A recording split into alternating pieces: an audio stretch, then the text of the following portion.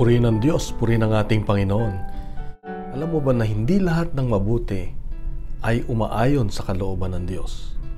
Sa Ebanghelyo ngayon, makikita natin na ang mga alagad ni Jesus ay nagrereklamo dahil nakita nila ang isang tao na nagpapalayas ng demonyo sa pangalan ni Jesus. Kaya't pinagbawalan nila siya. Pero pinagsabihan sila ng Diyos.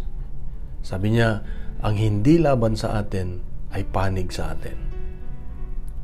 Kapatid, lahat tayo ay may kanya-kanyang kaloob mula sa Diyos.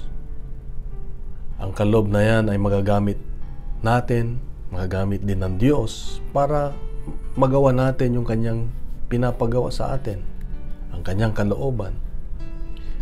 Kaya nga, anumang mabuti na ating ginagawa, dapat idinudulog natin sa Diyos.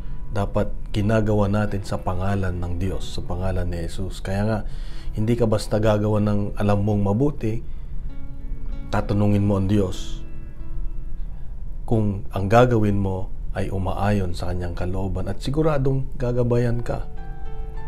At may mga tao makikita natin na gumagawa ng kabutihan sa ngalan ni Jesus, dapat nating tanggapin kahit hindi natin karelihiyon, kahit hindi natin kasama sa pamayanan, sa community.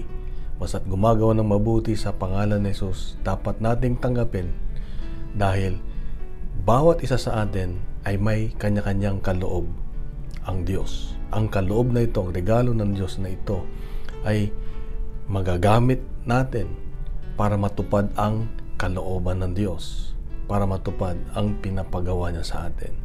Kaya huwag tayong humusga. Bagkus ang gawin natin ay tanggapin. Ang mahalaga ay ang pagmamahal. Mahalaga ay yung respeto sa mga taong meron ding regalo.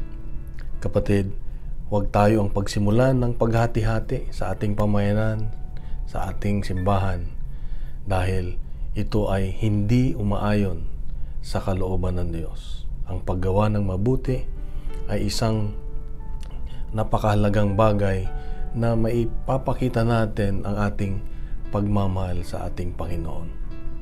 Kaya itong mensahe ng Diyos sa ating ngayon, kapatid, ang tanong, ano ang nagagawa mong kabutihan para sa pangalan ni Jesus? Mahal ka ng Diyos, mahal ako ng Diyos, mahal tayo ng Diyos. Bukas muli, mayroon siyang magandang mensahe sa atin.